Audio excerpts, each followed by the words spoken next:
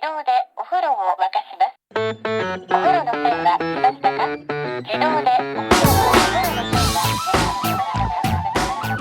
Hello and welcome to another episode of No Such Thing as a Fish, a weekly podcast coming to you from the QI offices in Holborn. This episode's Anna Toshinsky's last episode for a while as she heads off onto maternity leave. We'll be seeing her in 9 months, but we've got one more episode. Once again, we have gathered around the microphones with our 4 favorite facts from the last 7 days, and in no particular order, here we go.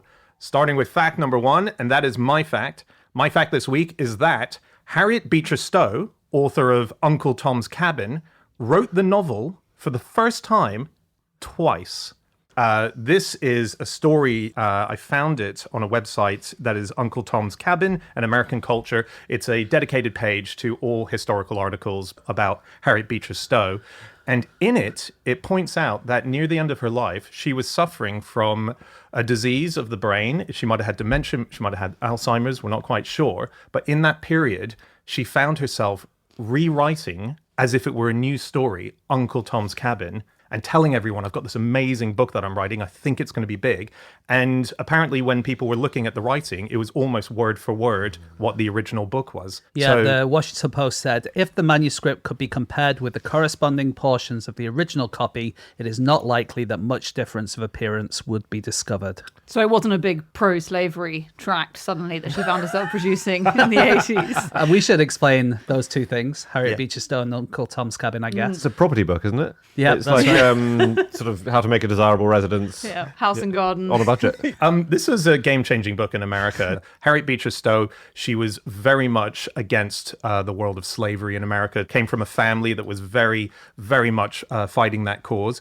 And so she wrote a series of stories that were published, kind of like how Dickens used to do it, you know, it was serialized in a magazine. And when the book came out, it just really hit a note. It suddenly made sense to a lot of white America about what was going on. There was this new thing that was put in place in this period whereby if you were caught housing a runaway slave, you were now going to jail or you were going to be fined, which meant that no one was looking after these people. And then there was very much parallels of what's going on right now in America. People were being taken away, Black Americans, with no due process, and they were being jailed. And it was a hectic time. So this book was saying, this is not acceptable. And arguably led to the Civil War, I think, right? Yeah, Lincoln joked about that, didn't he? Aren't you the little woman who started the Civil War? I love that. So they met, Harriet Beecher Stowe met Lincoln in, I think, about 1862. And he supposedly said that to her, aren't you, the little woman who wrote the book that started this great war. I think it might be a later. Yeah. Her family said it had been said later. They're allowed to do that. They achieved a lot as a family. But for sure, it did change a lot of minds in America. It was so successful. I mean, sorry to go into book sales mode, but it was so successful. I think it sold 300,000 copies in the USA in its first year. And it, I think, might have been the biggest seller of any book in that century, the 19th century, barring the Bible. I think it in was. The States. Yeah. I mean, it was big. The Times said that the amount of royalties that she got is the largest sum of money ever received by any author, either American or European, from the sales of a single work. Wow. In such an amount of time. Wow. Do you know what the second best-selling book of the 1850s was? Oh, good question. The 1850s. Is this gettable? 1850s. Dickens? No, it's not guessable. You've never. I'd be astonished if you'd heard of it. Right. It hasn't had the same kind of longevity as Uncle Tom's Cabin. So Uncle Tom's Cabin was the top. And then the second was called 10 Nights in a Bar and What I Saw There. Which arguably That sounds awesome. does sound like a more fun read. Unless it's like, because I've been to bars regularly and actually you tend to see the same things again and again. It's like, oh, that group of people watching the horse racing. Yeah, same bloke crying in the corner. There's Andy telling the same anecdote over and over again. I empathise with Harriet Beecher Stowe. I don't mean to trivialise whatever condition she had, but like I frequently will get to the end of an anecdote and people around me are going, yes, Andy, yes, that was... that was an anecdote I told you half an hour ago. In that article, by the way, because I found it in the newspaper archives, they also said that she had confusedly given permission to 2 publishers to write her official biography, thinking that they were the same person. And there was a big sort of financial problem between those 2 companies. really? I bet, Yeah. I can really imagine doing that now, actually. Like, if you're Same. not very good with family, you've got face blindness, for Yeah. God's sake. You probably promised your biography to 10 of them. Yeah, I'm quite disappointed it hasn't been written yet, actually. What's really interesting is the reaction to the book, because obviously, as we've all said, it had a huge reaction. There was a real life inspiration, a man called Josiah Henson, who was himself enslaved and in real life escaped to Canada and founded a settlement and a school for former slaves. But what's amazing is after the book came out and had this huge social reaction and effect, there was a ferocious pro-slavery pushback even in the novel sphere.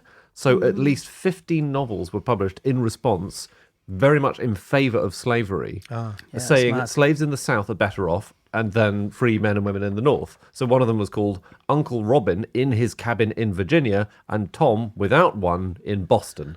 Not a good title. Like, we can all agree, a shit title for a book. And the argument inside, obviously, but... Yeah.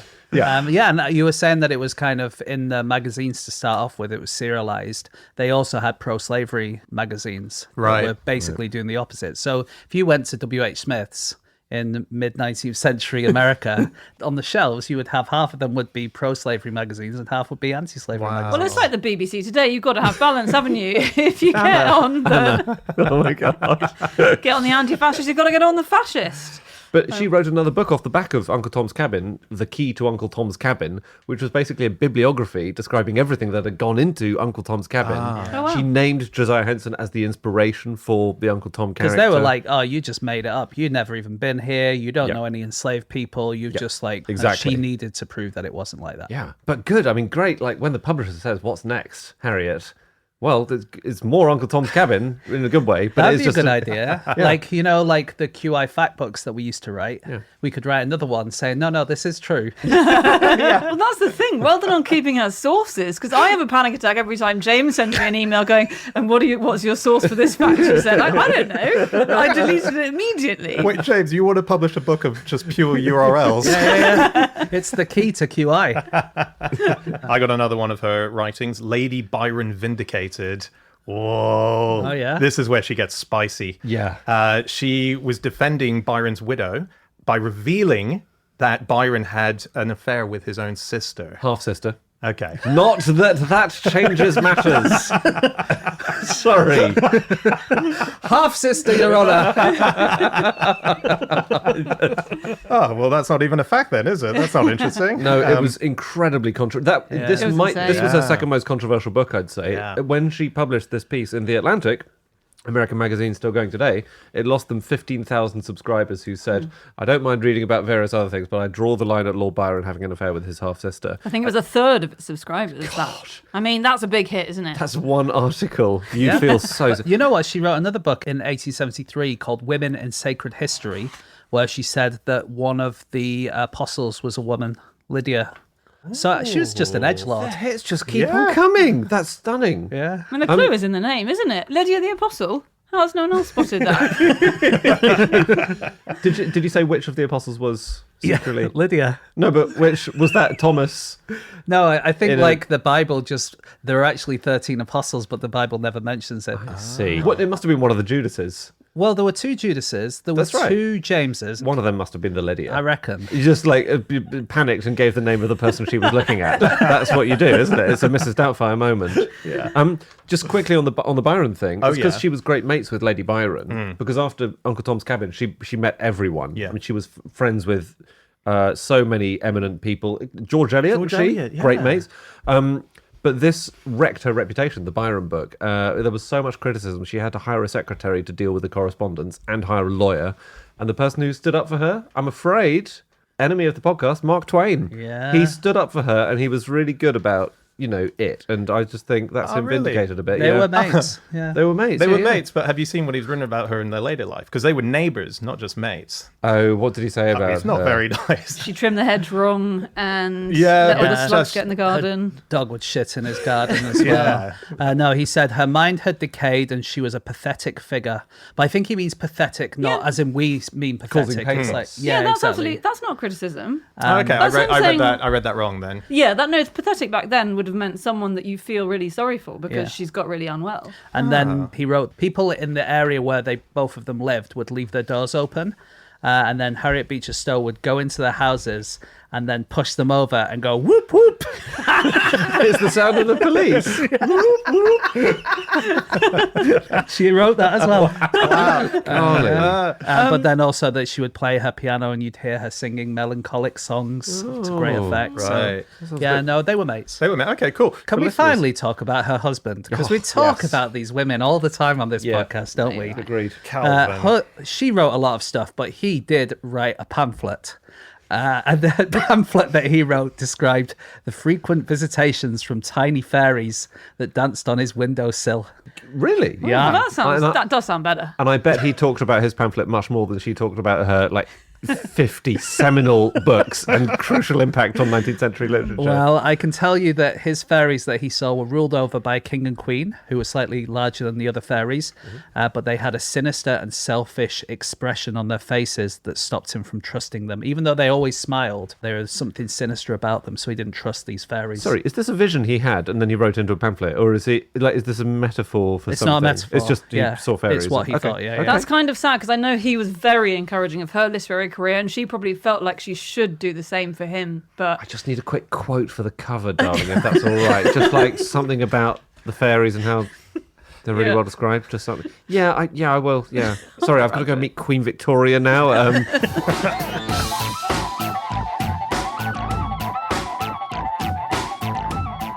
Stop the podcast. Stop the podcast. Hey everyone, this week's episode of Fish is sponsored by Calm, the #1 app for sleep and meditation. Andy, how are your stress levels? They're not terrific, actually. No? I mean, the stress levels are doing fantastically. They're winning. Oh, everything's been turned right up. You're the Spinal Tap of stress, right up Yeah. at 11. And that is an issue. It is an issue, Andy.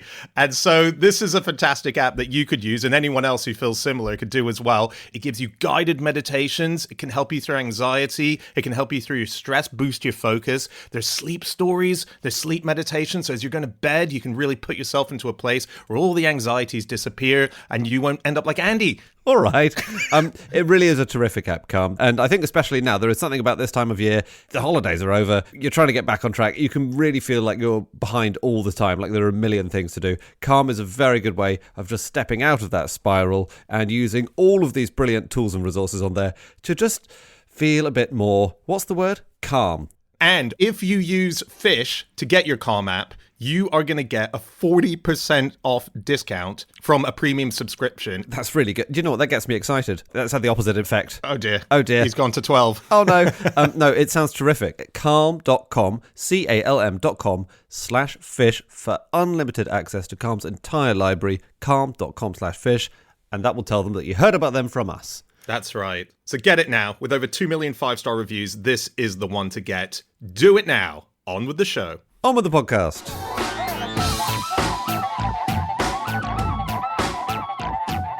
Okay, it is time for fact number 2, and that is Andy. My fact is, some tortoises have hinges.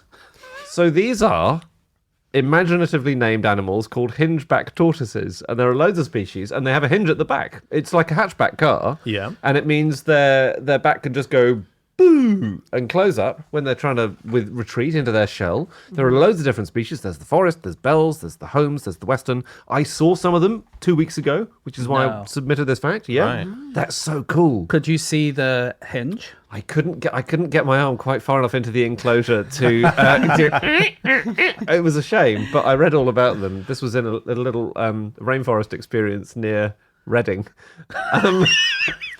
it's the home of rainforest experiences. It's a fantastic place. Like, it's amazing the stuff they have there. Anyway, and they have these. Sorry, when you say retreat into their shell, I would have thought that would be on the front. Then they'd put their head, retract their heads in, and then they'd drop a hinge down. But what they're retreating their bottom into their shell, and then they're I think their legs shutting off their and bottom their business. tail, basically. Their legs and their tail just go Okay. back in. I don't think any species has yet evolved a front hinge, but that's something evolution is probably working on. So if the predator comes from the front, they're buggered. Well, I don't know. I mean, Because you're always going to be running away from a predator, aren't you? So it does make sense that you're closing the back. Yeah, they can exactly. retreat a fair bit inside. I think they can pull. Obviously, they can pull their heads in. I just don't know how far in. There are some which have a really awkward thing where they put their head in and to the side, and they just sort of scooch in there like that. I'm doing it now for the benefit of listeners. You've done a lot of physical Right. stuff so far in this fact for the benefit of listeners that I hope they're enjoying. There's more to come. I believe also the hinge helps them to open their shell a bit further and lay their eggs. And they have eggs that are bigger than average for a turtle, which means that the hinge is useful. Brilliant. They're mutant turtles. They do live into their teens, I believe. Yeah. And we should say, just because you've chucked in the word turtle now, and I didn't look into them, but they are tortoises, right? Yeah, They they're are. tortoises. Cool. Yeah. Although they're often used interchangeably, and we've talked about the difference before. Well, a tortoise is a turtle, but a turtle's not a tortoise. Yes. Yeah. Okay, I get it. Yeah. Yeah. I don't. They also, their shell is slightly different than normal shells. It's got a little channel that when it rains, the water goes down the channel and goes straight to their mouth. What? No, it it. doesn't. They've got guttering. What? Genuinely. God. Like one of Yeah. those American sports hats that has a straw that comes right in. Yeah, exactly like that. They shouldn't be the hingeback tortoise. They should be the beer can hat tortoise. That's unbelievable. Yeah. That's That's incredible. so evolution, man. I know we say it week in, week out on this show, but it's thrown up some cracking stuff. Yeah. It does well. Yeah, there are also there are box turtles, and they are slightly different. I think they might also be a kind of tortoise, but they're definitely called the box turtle, and they have a hinge on their belly, which helps them to close the front and back half up like a box when they flex it. So The they hinge on your become. belly does sound like all your innards are going to drop out every time you open it. I believe it goes the opposite way to that. Yes, Right. I think it's closing up, not opening out. Splitting open. Yeah. Got to pick that up. Yeah. I find that hard to visualize without I any know acting. it's a thing. I'm not getting on the floor to do it. I'm sorry. But the Eastern box turtle was going to be made the official state emblem, or one of the official state emblems of Virginia. You know, every American state has like, this is the official state fern and the official state Ice cream flavour. Yeah, exactly. And so Virginia, they suggested a couple of times in different years bills to honour the Eastern box turtle.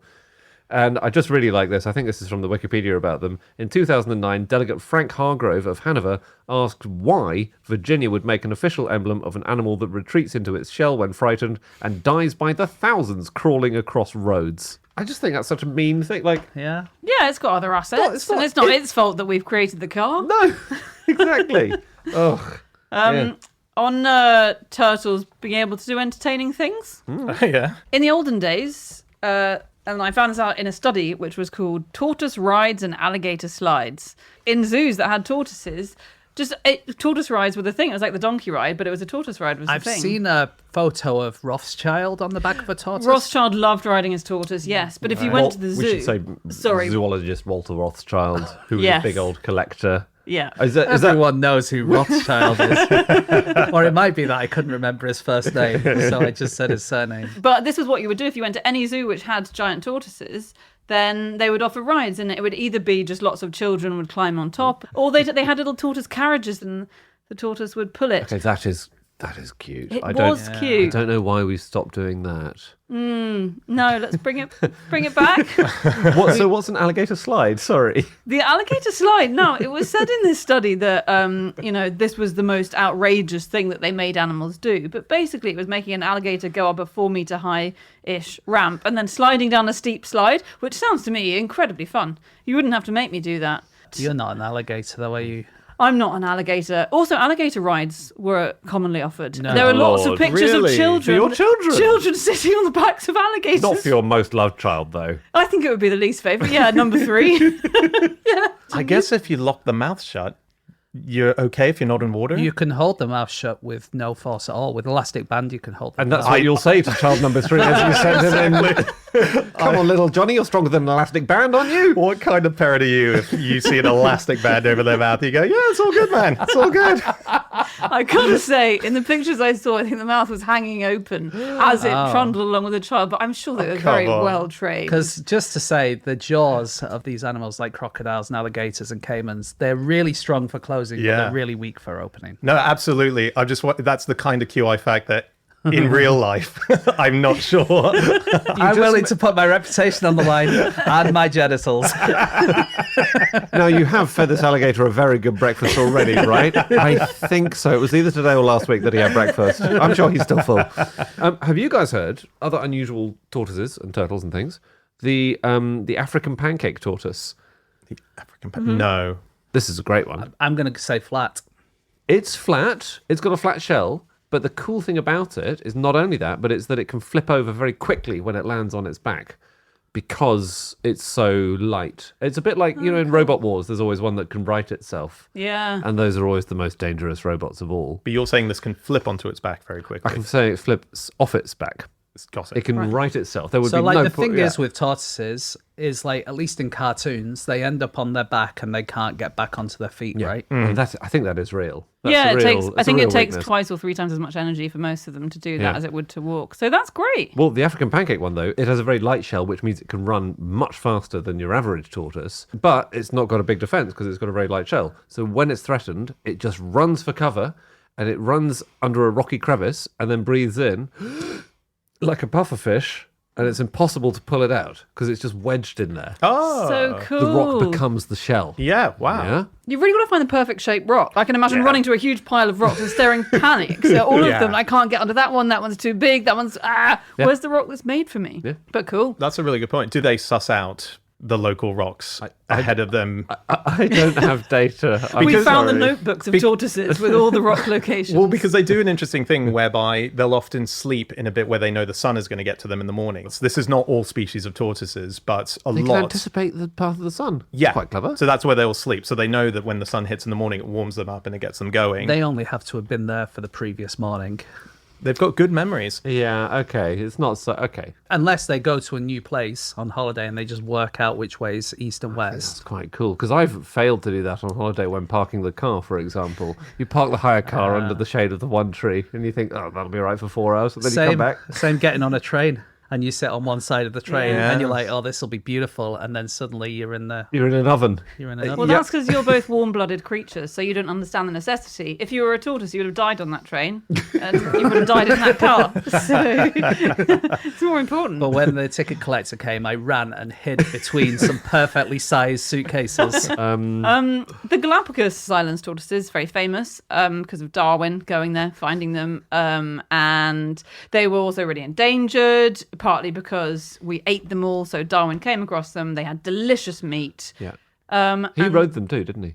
I think he write them? Yeah. There are pictures did. of him having a cheeky ride. Yeah, he was good. If you're the one who's discovered them, Yeah. And also, I think if you discover any species, you should be allowed to ride it. yes, I think that's a there good you go. rule. Just you. That's a good- The incredibly fragile bat. No, I'm getting on it. Saddle it up. I think if you discover a new species, you get a little card and you can go to any zoo in the world and you just pull it out and you go, I'm allowed to ride this. So the llama is recovering from a serious lumbar region surgery. Doesn't matter. So yeah, they were big and delicious, and they were endangered. And actually, on the island of Hispaniola, there's a specific kind of giant tortoise which was down to 14 in number in the 1970s. Wow! But now their numbers have really recovered, and there are over 3,000 because of breeding programs.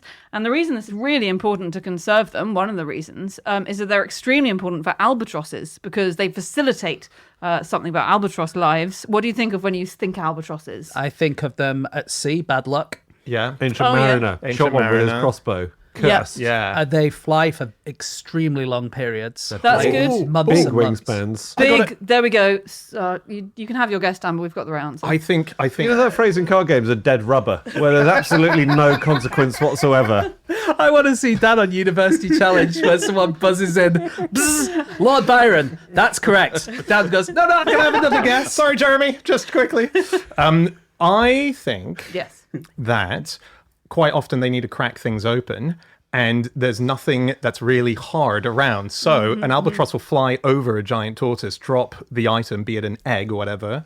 It cracks open on their tortoise shell. Like a reverse Aeschylus. Yes, exactly. Wow. Exactly. That's correct. That's actually how albatrosses hatch their eggs, is they drop them all onto the backs of tortoises. So Aeschylus supposedly died when an eagle was carrying a tortoise and dropped it on his head because Yeah. thinking it was a rock. Exactly. Yeah. This is the opposite of that. Is he right, Anna? He's not. It's really more about Andy's answer that their very, very big wingspans Yeah. mean that and the fact that they're very large anyway, they need a long runway to take off because they keep running and flapping, but like a swan, and they need it to be very wide. And as soon as the tortoises went, what they do is they tramp up and down the mountains all day, and they tramp down the vegetation in straight lines, and they make these flawless, huge runways. And Right. without Really? them, the albatrosses can't take off, so the albatrosses were all dying out as well. I don't think Andy got that right. I think he just said wings, and said you filled in the they rest. were very big, Did say and I was about to go on to say exactly that about That runways. that's great. The Yeah, one. yeah. Yeah. Sorry. Okay. If you're a cuckold in northern China, yeah. Big shout out to the cuckolds in northern China. and I know you guys are listening. You've got time on your hands now. She's gone. You're known as a tortoise. That term survives. It's a hundreds of years old term. Really? Yeah. What? Why? Why is it? Is it about being too slow and so someone's whipped someone out from under your nose? Oh, Very good, but it's not I right. think it was going into your shell, something like that. Yeah, that's it. So they're associated. Hang on a second. I think I know.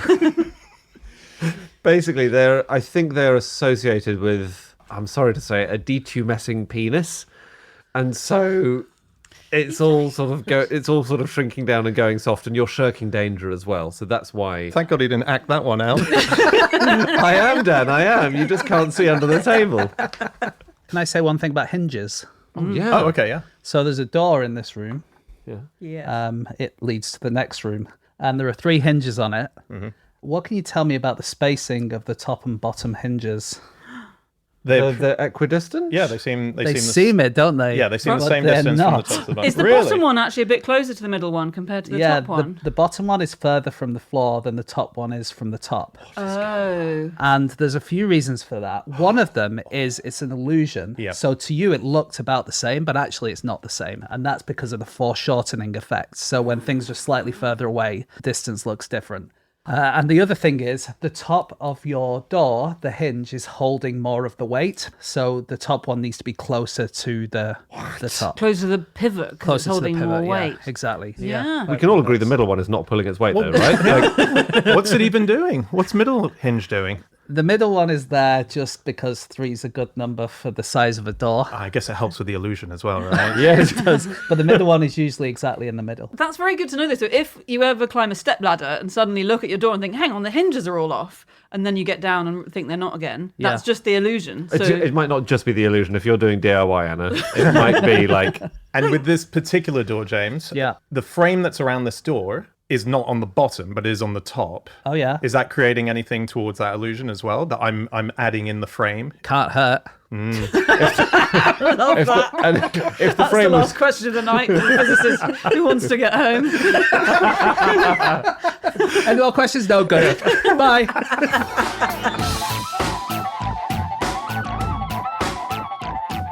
Okay, it is time for fact number 3, and that is Anna. My fact this week is that after Frida Kahlo died, all her clothes and possessions spent 50 years in a bathroom. Right. Functioning bathroom? People weren't going in and out using it, no, with no number ones, no number twos. Big bathroom? Because presumably she had a lot of possessions. She did have a hell of a lot of stuff in there, so because it must have been. So just to tell you how this happened, it wasn't necessarily the plan, but Frida Kahlo died in 1954. She was a Mexican artist. And yes, to go back one step further, she was a Mexican artist, Famously mono-browed. famously Yes. mono-browed. Yes. Imagine Oasis, Yes. Yeah. but they're Mexican, and instead of singing songs, they paint stuff. Yes. And you're there. And You're there? she modelled herself on Oasis, actually. So I think you've got the picture. She dies 1954. Her very famous also husband, Diego Rivera, shut all of her belongings in a bathroom in her house, which is called the Blue House in Mexico City. And it was the house where she'd been born, where she'd grown up, and where she and Diego Rivera had lived, and where she died. And he said, I want all of her possessions to be locked in here until 15 years after I die. 15. 15. I know, a bit of a twist coming. And we don't really know why. We think like out of sensitivity for her, things that might be revealed, and thought, give it a bit of time because it's all her letters and stuff. But basically, he entrusted this task to a woman called Dolores Olmedo, who was a huge fan of Diego Rivera, as all women sort of were. He was obviously a compelling man. So I think she probably fancied him and definitely adored him, didn't really like Frida. And so she just never took him out. She just locked them in the bathroom, waited. Diego Rivera died a few years later, and she just kept them in Of there. constipation. Because the bathroom door was locked. Indeed. No, but the rest of the house was full of shit by the time they got there. And it was only in 2004, after she died, that someone said, "Should we open that bathroom full of Frida Kahlo shit, see what's in there?" And it's all her stuff: 22,000 documents, 300 items of clothing, 6,000 photos, her prosthetic leg, her back brace. Oh, wow. All of her makeup, textiles. So why did she need a prosthetic leg and a back brace? Ah, yes. Well, this is all a part of her great story, isn't it? Yeah. Of pain and injury. Well, she had a terrible, nearly fatal bus crash when she was 18. She was involved in that. She had already got polio as a girl. She already had to wear a prosthesis on her right leg due to the polio. And then this bus crash completely wrecked her life. She broke her pelvis, her collarbone, her ribs, her back. Most of her life, she had to wear plaster corsets to support her. And so much of this, as Anna says, made its way into her art. It's frequently about pain. Yeah. I mean, it's frequently just this. She's got this really badly broken body for the rest She of her also life. painted her casts quite a lot, didn't she? Yeah. In fact, that was kind of some of the first painting she did was on her casts. And she even painted the bus that hit her on her cast, which I think is pretty badass. We should talk a bit about this crash because it was an extreme crash. She was with her boyfriend. She was about 18. It was 1925. And basically a tram ploughed very slowly into their bus. And the boyfriend remembers his knees were suddenly touching the knees of the people sitting on the bench opposite as it bent. And then the whole vehicle splintered into a million pieces. And as well as all those horrendous breakages, probably the worst thing that happened was she got impaled on a steel handrail that went straight through her abdomen. And she didn't realise at the time the extent of her injuries, as I guess you don't in the shock of the moment. She said, the first thing I thought of was this Mexican toy that I just got. And I thought, oh no, where is it? I've lost it in the wreckage. And her boyfriend looked at her and was like, yeah, you're also impaled on a large metal spike. Wow. And they had to pull it out. Oh God, and also the other mad detail that she's covered in blood, obviously. But then someone who they speculated was probably a house painter was carrying a big box of gold paint, sparkly gold paint, and that sort of flew through the air and landed all over her as well. Oh my God. So she was covered in blood with all these gold sprinkles all over her. And then a piano that was being lifted into a building dropped on top of it. Yeah. It's so art. every Laurel and Hardy. It is absolutely extraordinary. It's just really, really kind of baroquely awful. So she started painting, partly in recovery from this, and she's an amazing artist. I didn't really know much of her work before this, frequently self-portraits throughout her life, you know. And then she met Diego Rivera, who was a mural painter. Yeah. Incredibly famous. Incredibly at the time, famous, yeah. much older than her, like 20 years her senior. Yeah. Twice her age. Twice her age. He'd been married twice before. His doctor had told him he was unfit for monogamy as a diagnosis. What are you complaining about with the doctor when you booked that GP appointment? I just know that when you book a doctor's appointment in the UK, I don't know if it's for everyone, but I have to go on a website and I have to click all the things that are wrong with me. Me too. And monogamy has never been one of the checkboxes. Did he have that as like, you know, if he got caught, he would show that note to his partner and just say... I think he did get caught a lot. I mean, he had so many affairs. Yeah, so did she. Yeah. He did. Well, she made a tortoise out of him. I'll tell you that much. But he also made a tortoise out of her a lot. Sorry, what's the making the tortoise? We're in northern China, Anna. We're Sorry, cuckolding. sorry, I've forgotten that bit. Her sister he had an affair with? Yeah. For God's sake, Diego. Well, they had a very interesting setup there. When they moved into their marital house, weirdly, it was two houses connected by a rooftop bridge. Yeah. And so he had his studio in one of them, she had her studio in the other, but they just had their own pads for sleeping with him, models and assistants, and her with just men and women that she fancied. And Leon Trotsky. Trotsky. Quite the twist. What a cameo. Extraordinary. I can't get over the Trotsky thing. I can't get over the fact she had an affair with Leon Trotsky. When he was, he'd fled. He'd been kicked out of Russia, hadn't he, after the revolution? So he was like a revolutionary who fell out with Stalin, basically. And that was not the thing to do in the 30s. Oh, no. Of all the people in the world to fall out with, he was one of the worst. Absolutely, Yeah. absolutely. And he needed somewhere to go, didn't he, that was safe. And actually it was Diego and... Spoiler, he was assassinated a few years later by one of Stalin's henchmen. Sure. So he didn't find that place No. in the end, it turns out. No. But he did meet Diego and Frida, and they begged the Mexican president to let him into the country and just house him. So the president said, okay, we'll house him. And then they kept him in their house for 2 years. And their affair was very short. It was just at the start in 1937. He was also married and... Yes, and he He brought was his married. wife. Mrs. Trotsky was around. Mrs. Trotsky is a funny name. I just think that's a funny... You don't think of... And is there a Mrs. Trotsky? It sounds like a little piglet. Peppa Pig, mind a character. But some of their meetings, Frida's and Leon Trotsky's, they took place at the house of the very sister who had slept with Frida's husband, Diego. Right. Oh, it's messy. God, his death was wild as well, Trotsky's. Trotsky's? Yeah, because he was killed with an ice pick. Yeah. And the guy was a mountaineer who did it, so he knew how to swing one, and he thought, I could probably get it in 2 goes. He didn't want to fire a gun because he didn't want to raise the noise. He needed to escape from this compound that Trotsky was staying in. But he did it. It went into his skull, but not deep enough to kill him. So Trotsky was running around going, there's an ice pick in my head. Can we talk about the brows? Her famous brow? The bruise. Oh, yeah. okay. Not Yeah. her brows, her brow. She emphasised that, didn't she? Yeah. She painted it on, she made it up. She emphasised her moustache as well. She had a tiny little bit of moustachiness, but she really emphasised it to make herself seem strong, basically, masculine. Yeah. Yeah. She did really like that sort of. She really did push her brand, didn't she? Like, she claimed that she was born on a day that she wasn't born at because it was the same year as the Mexican Revolution. Oh, really? Yeah, I mean, 3 years apart. It wasn't like she claimed she was born the next week. She claimed it was 3 years later. Wow. Well, coincidence, it makes you 3 years younger. But No, then, she- of course, like, it's still the case now. Like Frida Kahlo, if you look at all the kind of art books that my daughter's got, 3 years old, have all got Frida Kahlo in.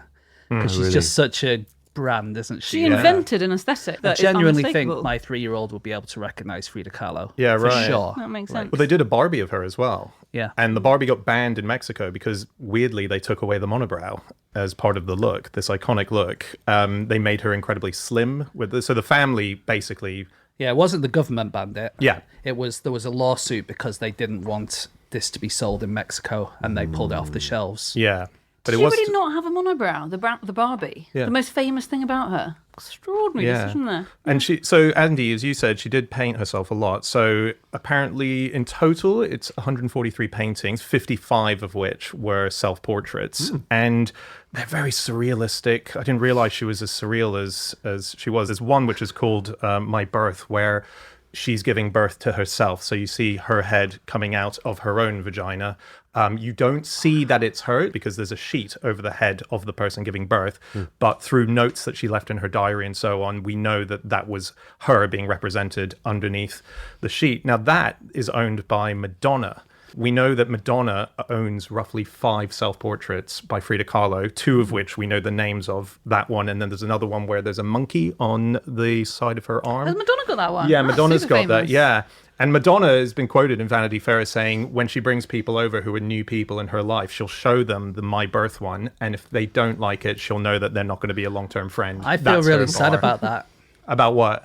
That I'm never going to be friends with Madonna. Do you not like... Oh, because you don't I do like that? lots of Frida Kahlo stuff, but that honestly is it's a bit much for It's me. wild. Right. But my question is, would you really be honest about that if Madonna asked? I think no one's saying to Madonna to her face, I don't like your painting. Yeah. I think she's like, well, everyone's my friend. James is actually the only person I know who might just say, I really hate that. You know should what? take it down. Actually, I didn't really care for Like a Virgin.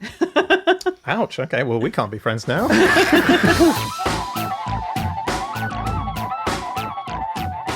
Okay, it is time for a final fact of the show, and that is James. My fact this week is that actor Noel Guglielmi played Hector in The Fast and the Furious.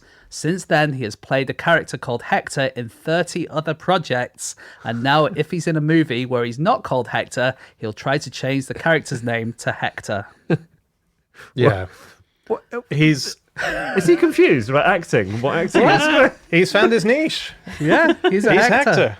So basically, this is something that I saw in an interview with a Los Angeles radio station, and apparently started as a coincidence. So the writers just were looking for a Hispanic name, and they would often just come up with Hector or Carlos because it's like not the most obvious, but it's like one of the most obvious. Interesting. I didn't...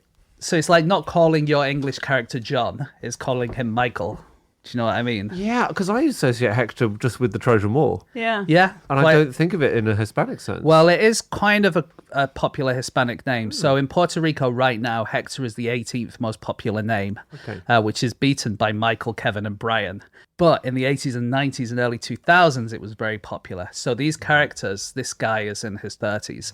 So his character, people of that age were called Hector quite a lot in the Hispanic-speaking world. And so, yeah, it started as a coincidence, and then it was noted in an Instagram post, and it went a bit viral, and he sort of ran with it. And now, sometimes in a movie, he'll get a choice to change the name or keep it. And if he has the chance, he'll always say, no, I want to be Hector.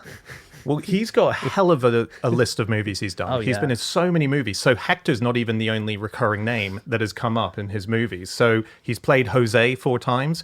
He's played Cruz twice. So I would say Jose is the straight up Yeah. first Hispanic name you would go to, right? Yeah, okay. No way. Just put that in anywhere. Well, how about this one then? Twice, he's played someone called Gangbanger 1. Again, that's the 19th most popular name in Puerto Rico right now. This is not an unrelated film. But it completely is.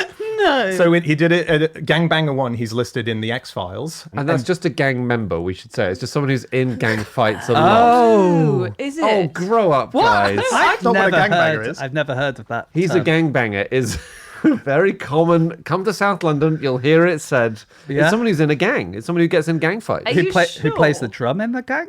No, just anyone. any gang, yeah. Are So you sure? I'm positive. I remember from my time in the Peckham crew, all right?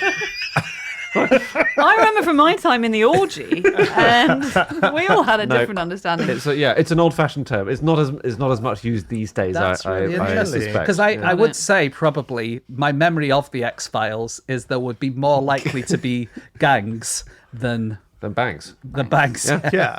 Well, the other time was in a movie called Out of Sight, which is listed on his Wikipedia, but not listed on IMDb. And I didn't have time to watch the movie. Wait, not Out of Sight with George Clooney and Jennifer Lopez. Jennifer Lopez. An Yes. amazingly bad film. Well, yeah, he's had so many roles. He's been called Snuffy, Chicken, Lord of the Garbage, Subway Guy, Sam the Man, Random, Why Dog didn't Walker. he demand to always be called Lord of the Garbage? That's the Michael Flatley dance that I didn't really want to see.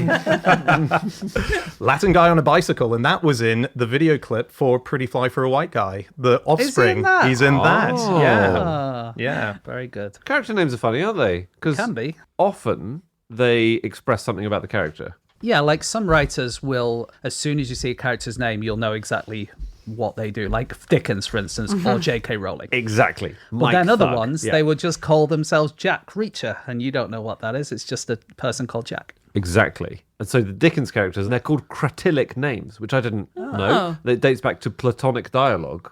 So there's a Platonic dialogue which is all about, is your name relevant to your character? And so when Dickens has Mr. Bumble or Mr. Murdstone, who's a tough, hard character, that Or just... who's the Mr. Chokum something in Chokum Child or something. Chokum Child, yeah. It's that's a really rubbish one.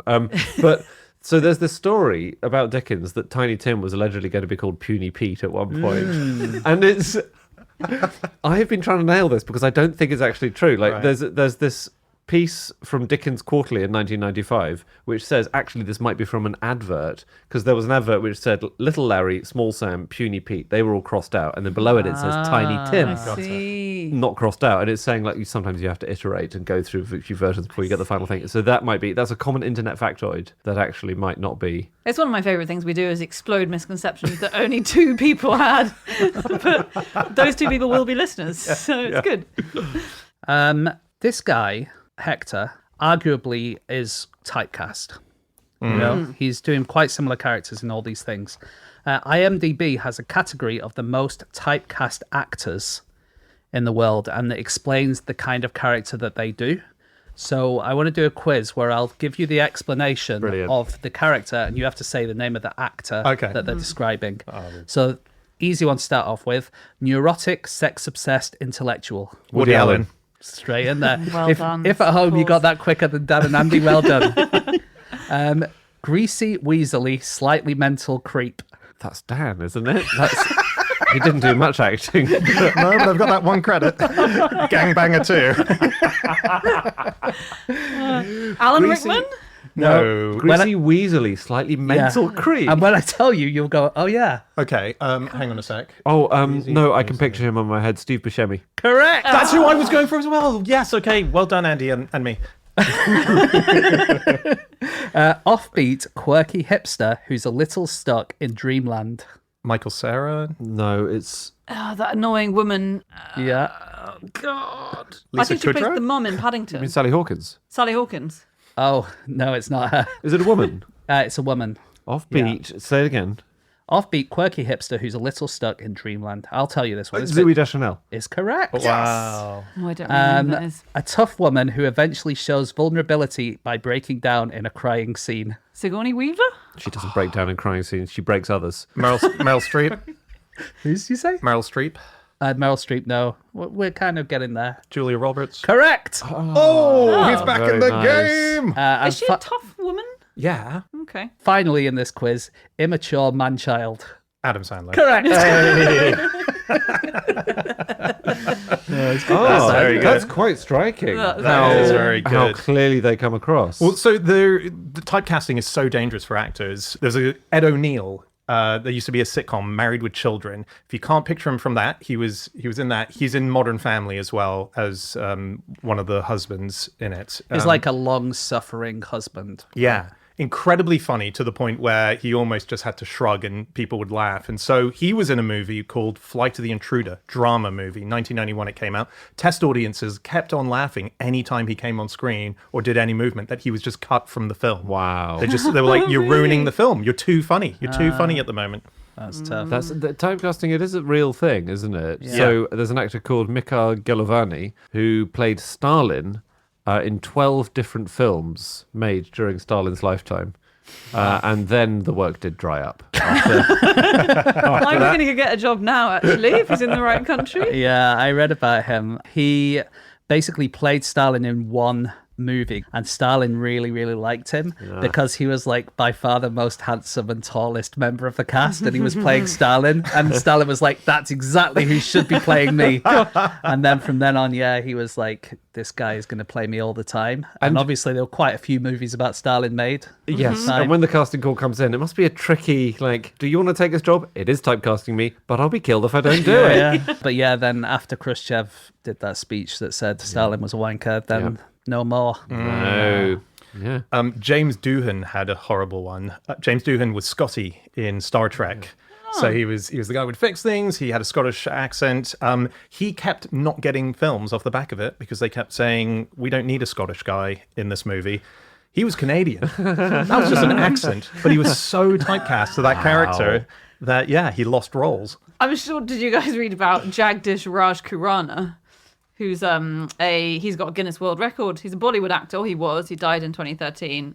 He's got a Guinness World Record for being the most typecast actor, and he played the role of a police inspector in 144 films. Wow. Which is just and I looked at his whole Wikipedia list of films, and God, he worked hard. Small bit parters work bloody hard. They do about 10 films a year. So he also played a doctor 10 times, and he had various ones where you'd think maybe he wasn't going to be a policeman, like a film called Suhag. And he's visiting a brothel, and he's a bit of an underworld character. Picking up a gangbanger. Exactly, doing some gang banging. Undercover cop. There we go. That's wow. good. Oh. But if you know the actor, you will know he will turn out to be a cop, Yeah, right? you're so right. That ruins it. Yeah, I read that he had his own police uniform that he used to keep at home because he was going to be a policeman so often in his Brilliant. movies. And he has his son called Bobby. Oh, fantastic. Nice. Which is nice. Superb. Lovely stuff. You know how Jack Reacher, the character, got his name?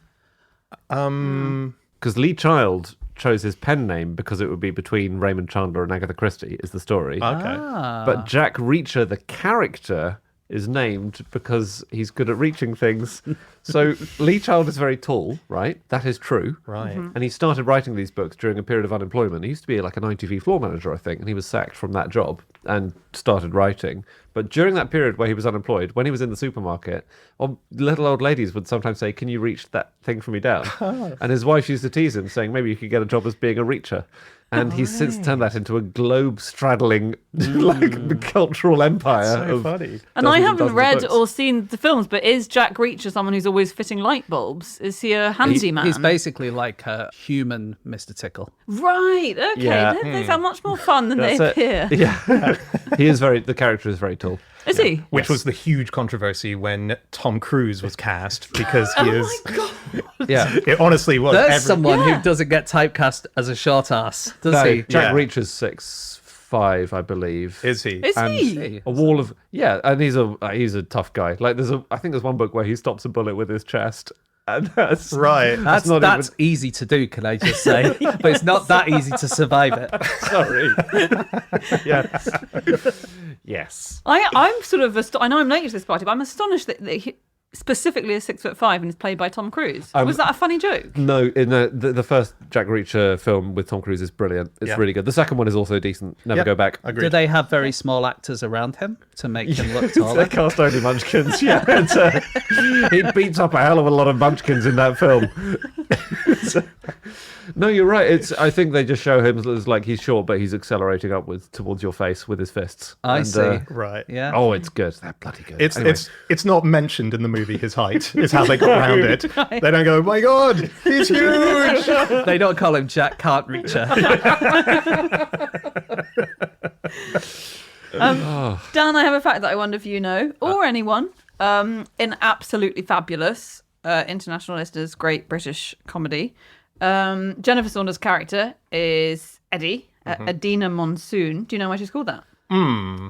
Can you work it out if you know stuff about her life, which I reckon you do? Eddie Monsoon is her name. Eddie Monsoon. Eddie Monsoon. Do you know Has she anything got a about her son- personal life? she got a son called Eddie? She's married to Adrian Edmondson, and he's Eddie in Bottom. Ed Monsoon. There you go. Wow. There you go. That's an incredible fact. Isn't that nice? Ed Monsoon. Ed Monsoon. Yeah. Very, very good. There you go. It's a shame that Andy had to get that for you, but No, you helped him. Made it all the more exciting. You two are working as a great team today. So sometimes character names can get you in trouble. Oh, yeah. There is a writer called Jake Arnott, author of books.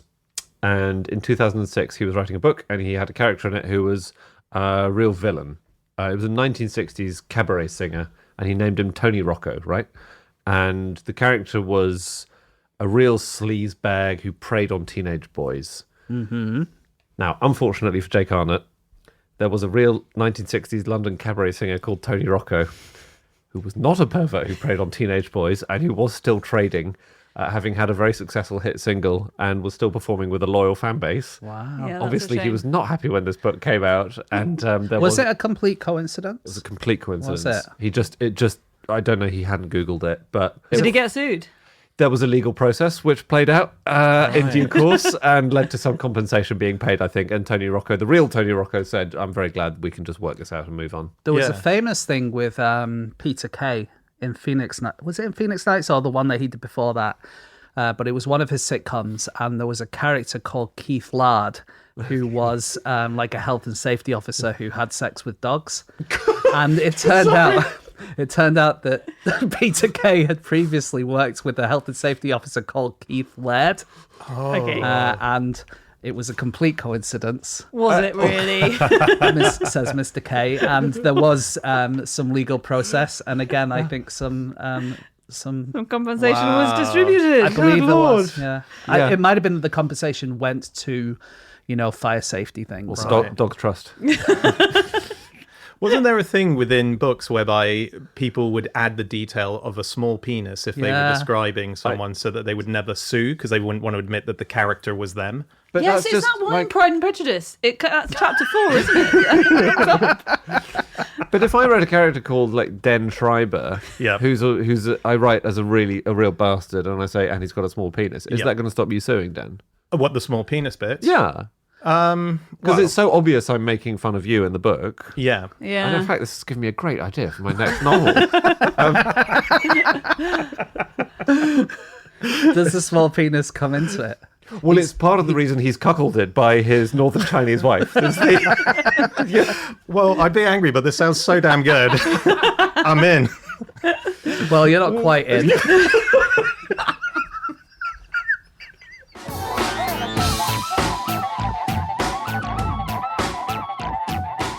Okay, that's it. That is all of our facts. Thank you so much for listening. If you'd like to get in contact with any of us about the things that we have said over the course of this podcast, we can all be found on our various social media accounts. I'm on @Schreiberland on Instagram. Andy, I'm on Instagram @AndrewHunterM. James, I'm still on Twitter. Oh, yeah. Don't really use it very much, but if you want to message me at James Harkin, then there's a decent chance I'll see it one day. Yeah. And if you want to get to us as a group, Anna? I think there's an email address, probablypodcast.qi.com. There's an Instagram at no such thing as a fish, or you can do the Twitter thing at no such thing.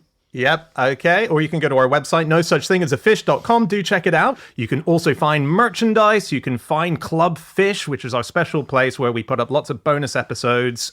Drop Us a Line, which is the mailbag episode. There's compilation episodes of all of our outtakes. Do check it out. Otherwise, come back next week because we will be back. Well, 3 of us will, and Anna will be back in roughly 9 months' time with another episode. We'll see you then. Goodbye.